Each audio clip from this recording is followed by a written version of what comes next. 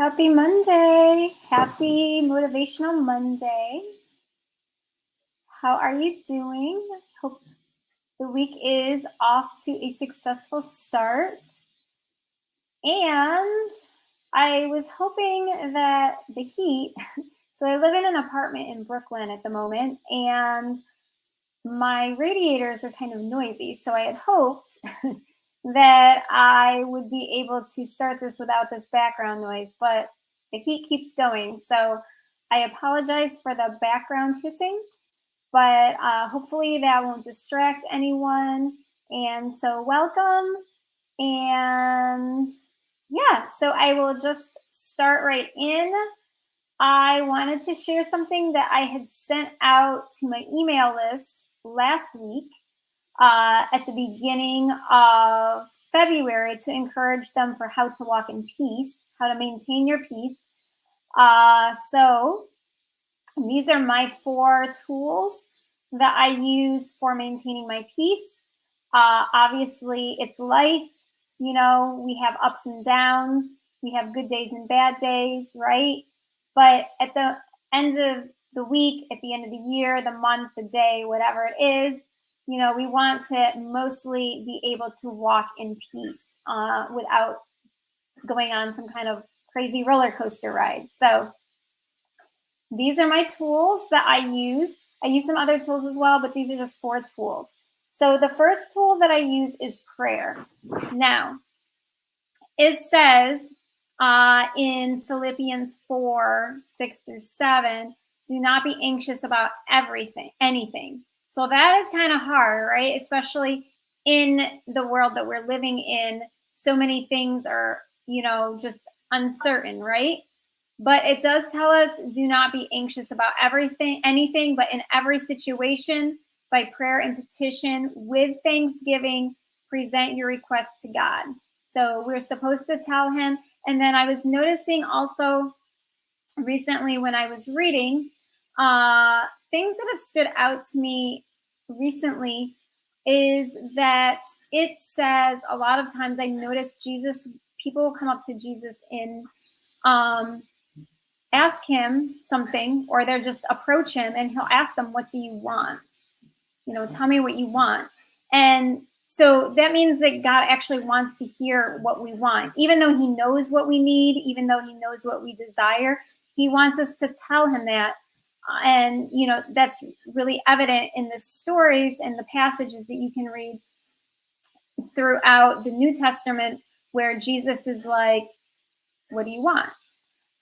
So when we do this, it is kind of a release, Think about like a best friend that you have, right? You're having a bad day. You may call her or him up on the phone and just talk because you just want someone to listen to you.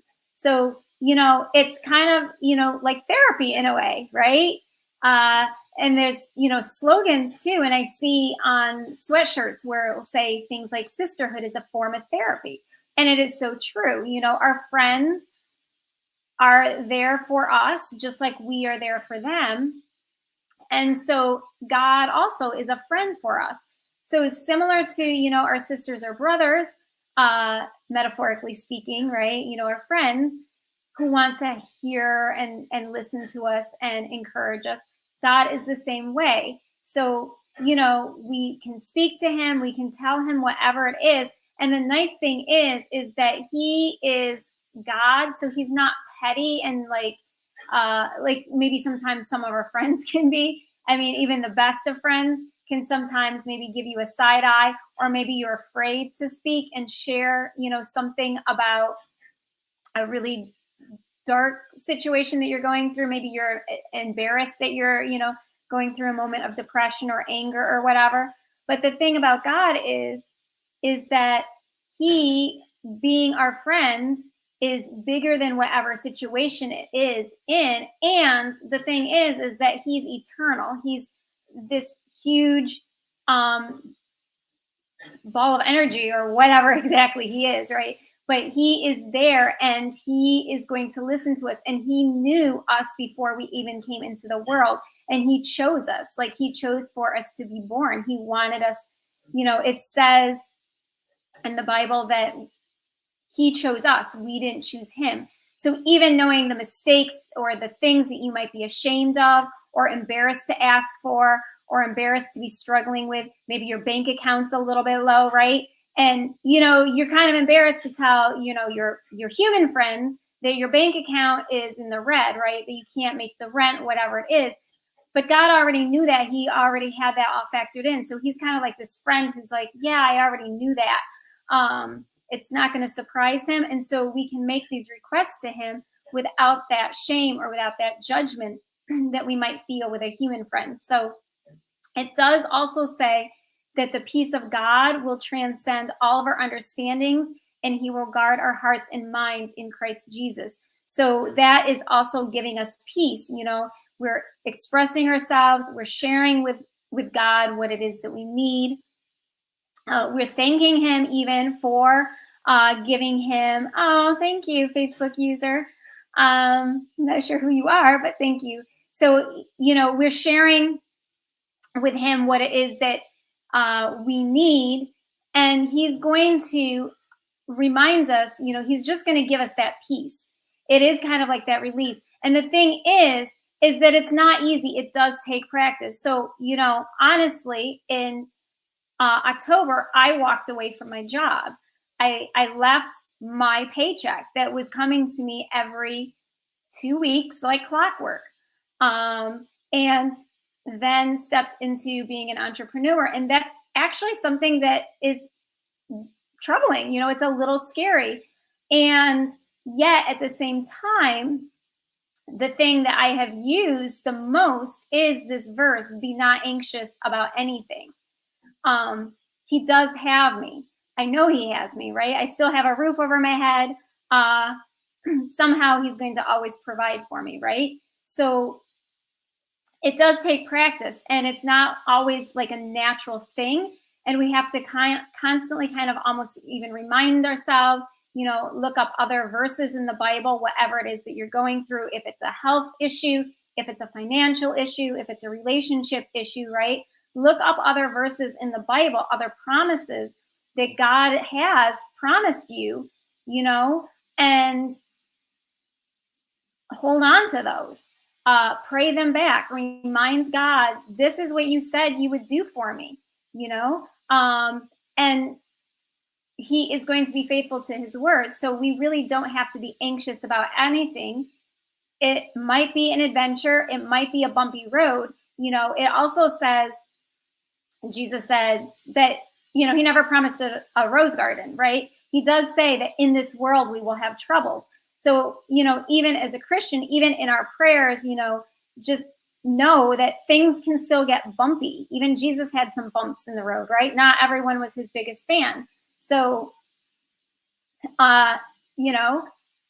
it's something that it's not always going to be smooth sailing, but when we focus on prayer, when we make our requests known, we can kind of release what's bothering us, kind of woosah it out, so to speak, and just know that he has this eternal perspective. Whatever it is that you're going through is not a surprise to him. He knew it was going to happen. He's already prepared things. He is preparing things for you.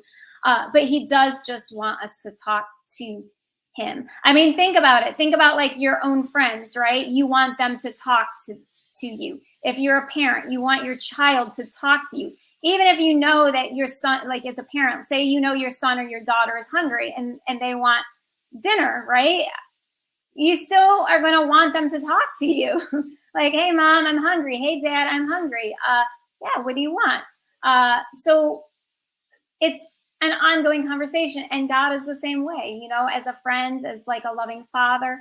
He does want just us to communicate with him. And he does know also, psychologically, just speaking and getting our fears out, our emotions out, whatever it is that's on our heart, on our mind, weighing us down, just getting it out psychologically. That's like a great release, right? So it's healthy for us mentally. So that's my tool number 1 is prayer. My tool number 2 is forgiveness.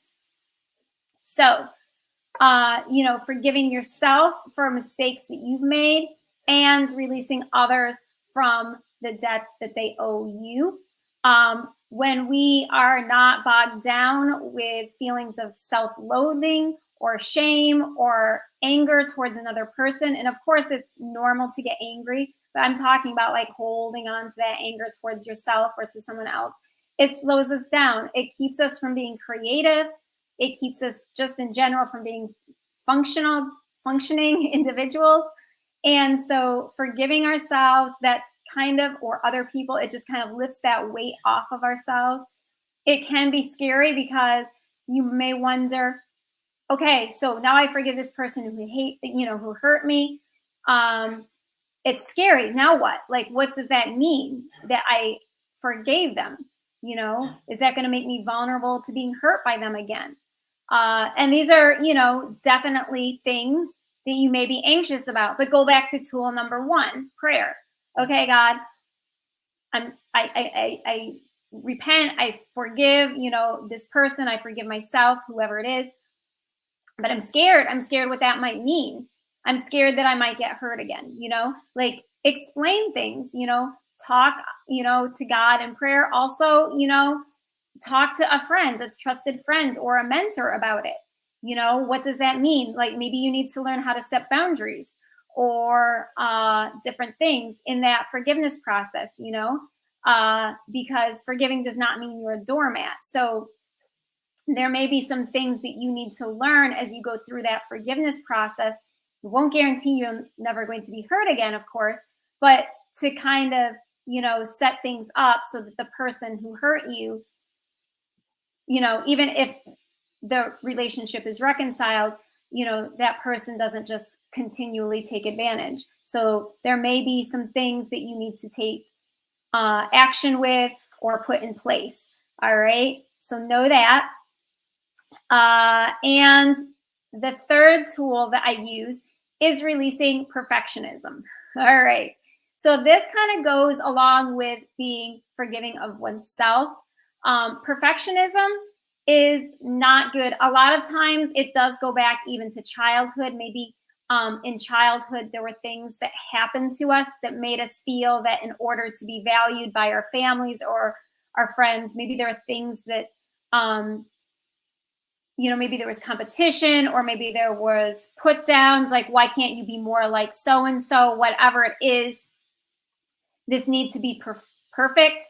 That's going to hold you back and you're not really going to enjoy the fruits of your labor. So this was something as a photographer in particular, I struggled with, right? Like my photo is not perfect enough. I could have done this, I could have done that. And I would look at other photographers' work. I actually unfollowed some photographers on social media because it got to be a little bit stressful. And I felt like I wasn't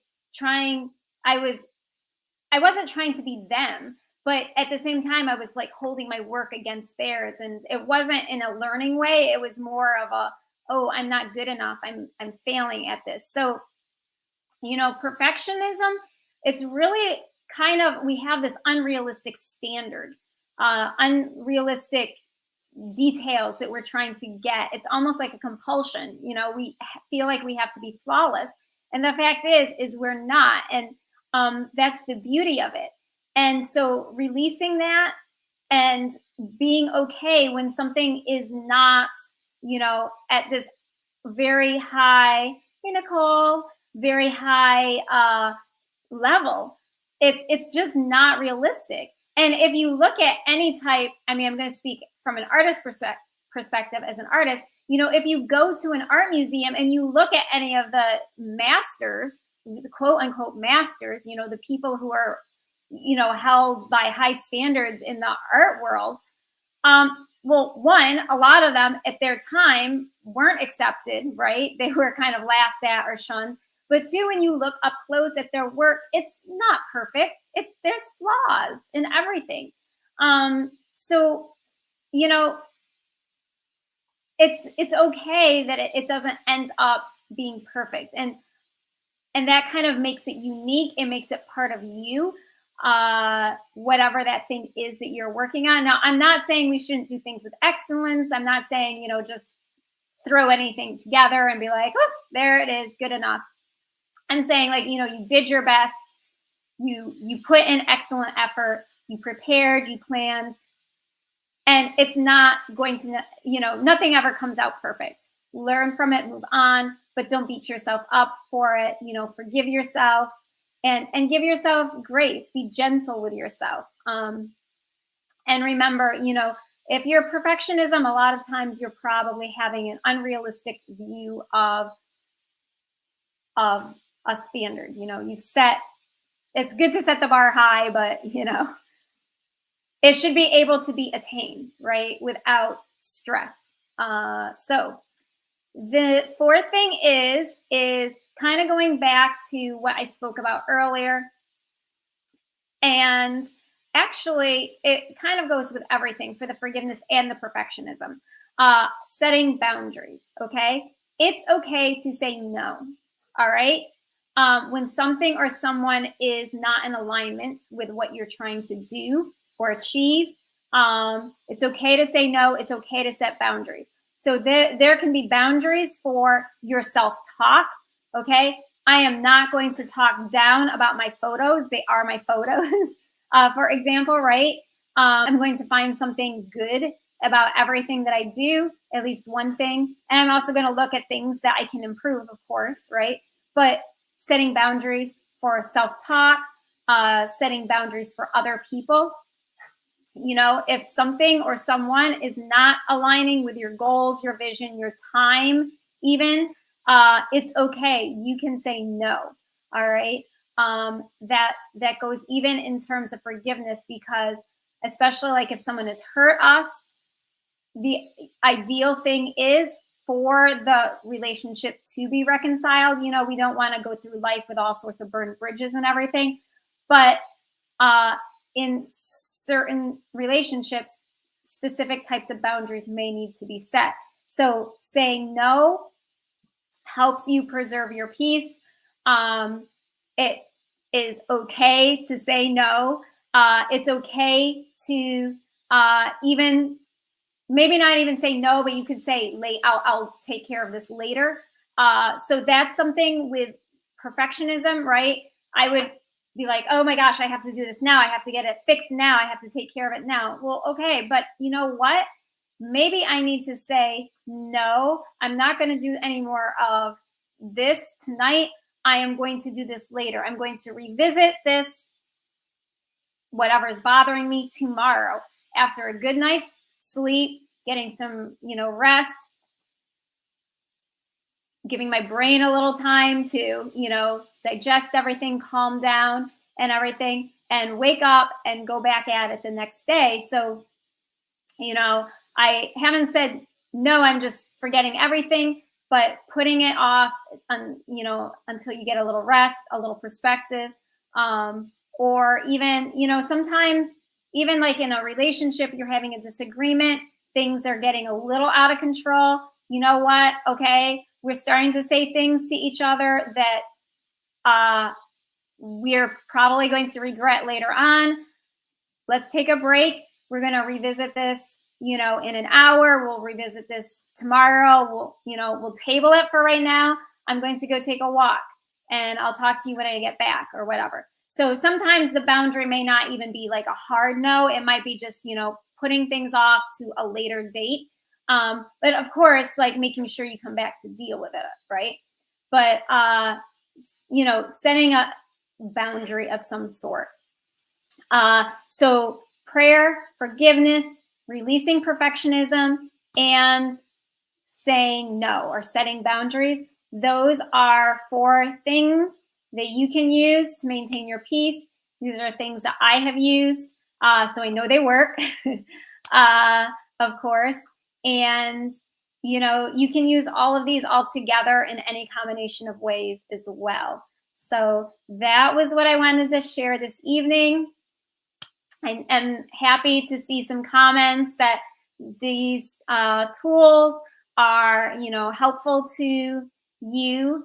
And feel free, as always, if you want, you can, message me. You can also write in the comments if you want any further support. I'd be happy to chat with you and see if there's another way I can support you. So that is that. And I wish you a wonderful rest of your evening, a wonderful rest of your week. And feel free, let me know if you try out any of these tools even this week. Feel free to let me know how they worked for you. All right. So have a wonderful evening and peace.